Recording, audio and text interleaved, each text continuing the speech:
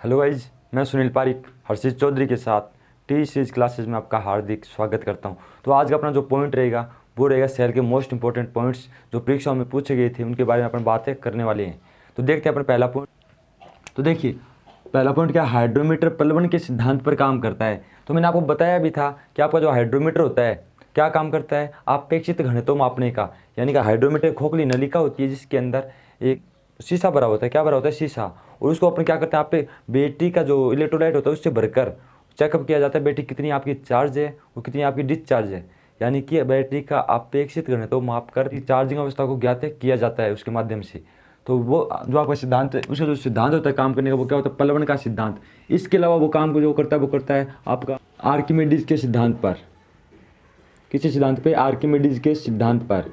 ठीक है, ये आर्किमिडीज का सिद्धांत और प्लवन के सिद्धांत के बारे में अपने अगली वाली वीडियो में बात करेंगे कि आर्किमिडीज का सिद्धांत क्या और प्लवन का सिद्धांत क्या है। अब बात करते हैं अगले वाले पॉइंट के बारे में। बैटरी के टर्मिनलों को कोरोजन से बचाने के लिए पेट्रोलियम जेली का उपयोग किया जाता है। तो मैंने आपको बताया था कि आपके जो लेड एसिड जो सेल होता है वहाँ पर 4 प्रकार के महत्वपूर्ण दोष पाए जाते हैं जो बहुत ही ज़्यादा हानिकारक होते हैं। किसके लिए? बैटरी के लिए। उनसे अपने बैटरी क्या करना पड़ता है? बचाना पड़ता है, ताकि अपनी बैटरी क्या नहीं हो, ज़्यादा कई दिनों तक चले, उसकी दक्षता भी बढ़ जाए और ख़राब भी आपकी बैटरी नहीं हो।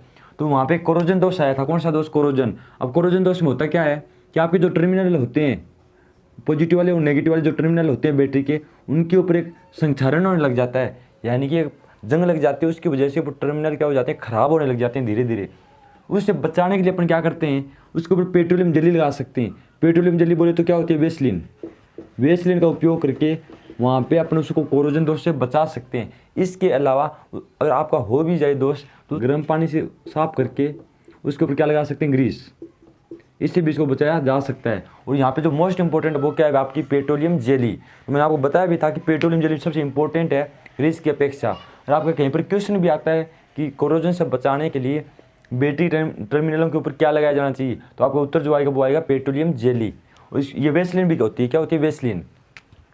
अगले वाले पॉइंट के बारे में बात करते हैं। सबसे ज़्यादा जीवनकाल सोलर सेल का होता है। तो मैंने आपको सेल जो पढ़ा दी है, प्राइमरी सेल और सेकेंडरी सेल, उनके अंदर सोलर सेल नहीं आता है। सोलर सेल क्या होता है? सौर ऊर्जा वाली प्लेट होती है।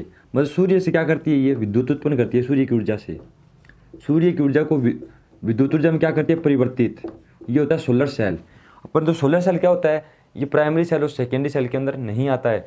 तो ये जो सोलर सेल होता है ज़्यादा जीवनकाल होता है इसका।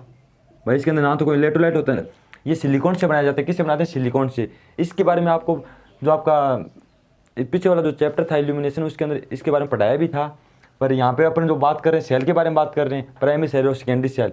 और ये सेल आपके कभी ऑप्शन में आता है कि सबसे ज़्यादा जीवनकाल वाला कौन सा सेल है, और ये ऑप्शन में आपको मिलता है, तो एक्यूरेट जो उत्तर है वो क्या रहेगा? Solar cell. इसके अलावा इसके बाद में जो सेल आता है वो कौन सा आता है? Lithium cell. प्राइमरी सेल और सेकेंडरी सेल में जो सबसे ज़्यादा जीवनकाल होता है वो होता है लिथियम सेल का।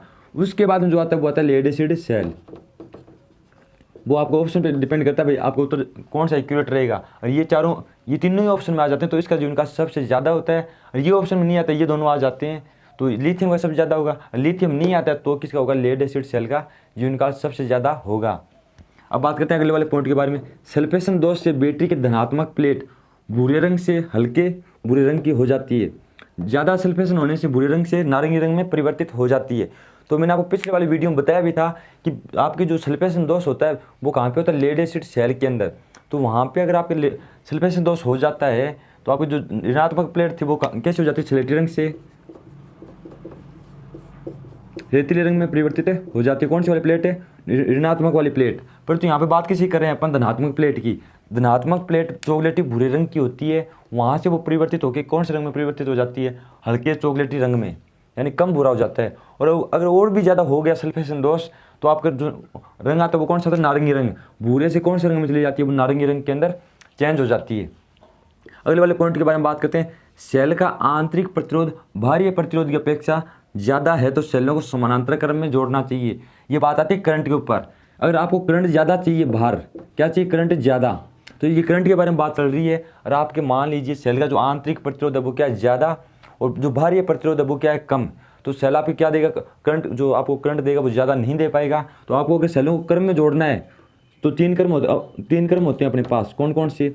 सीरीज, समानांतर और मिश्रित क्रम। अगर आपको सेल का आंतरिक प्रतिरोध अगर ज़्यादा है तो सेलों को सीरीज क्रम में जोड़ेंगे, और सेलों का बाह्य प्रतिरोध क्या है ज़्यादा तो सेलों को समानांतर क्रम में जोड़ेंगे, और दोनों ही बराबर हैं, यानी आंतरिक प्रतिरोध और बाह्य प्रतिरोध दोनों क्या है बराबर, तो सेलों कौन से क्रम में जोड़ना चाहिए, मिश्रित क्रम में। तब आपको करंट का मान क्या मिलेगा, ज़्यादा मिलेगा। अब कैसे मिलेगा, मान लीजिए सेल का आंतरिक प्रतिरोध क्या है ज़्यादा, अब सेल का आंतरिक प्रतिरोध ज़्यादा है तो अगर मैं सेलों को समानांतर क्रम में जोड़ता हूँ, कौन से क्रम में, समानांतर क्रम में, ठीक है, तो यहाँ पे क्या होगा, बाह्य प्रतिरोध आंतरिक प्रतिरोध क्या है ज़्यादा बाह्य प्रतिरोध की अपेक्षा, तो सेलों को समानांतर क्रम में जोड़ना चाहिए। अब इसका मान लीजिए 2 ओम है, इसका 2 ओम है, तो प्रतिरोध क्या हो जाएगा, घट जाएगा और किसके बराबर हो जाएगा, बाह्य प्रतिरोध के बराबर, ठीक है। इस प्रकार आपको यहाँ पे करंट का मान क्या मिल जाएगा, ज़्यादा।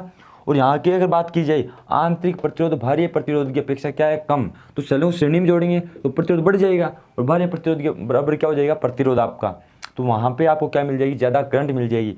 और ये बात आती है अंतिम वाले पॉइंट की, बाह्य प्रतिरोध और सेल का आंतरिक प्रतिरोध क्या है, बराबर, तो उस समय क्या होगा, आपको करंट ज़्यादा मिलेगी, क्योंकि सीरीज में करंट क्या रहती है, बराबर रहती है, तो आपको मिश्रित क्रम वहाँ पे कर देना है। ये वाले तीनों जो पॉइंट है बहुत ही ज़्यादा मोस्ट इंपॉर्टेंट है, पूछे भी गए थे एक बार परीक्षा में कि सेलों का जो आंतरिक प्रतिरोध है बाह्य प्रतिरोध की अपेक्षा ज़्यादा है तो कौन से क्रम में जोड़ना चाहिए। तो ये वाला क्वेश्चन पूछा भी जा चुका है, ये दोनों पूछे भी नहीं गए अभी तक, परंतु आपको याद ये सारी करने हैं, ठीक है। तो अपना ये वाला जो वीडियो वो यहीं तक रहेगा। आशा करता हूँ ये वीडियो आपको पसंद आया होगा, अगर ये वीडियो आपको पसंद आया तो इस वीडियो लाइक कीजिए, शेयर कीजिए, हमारे चैनल को सब्सक्राइब कीजिए। Thank you guys.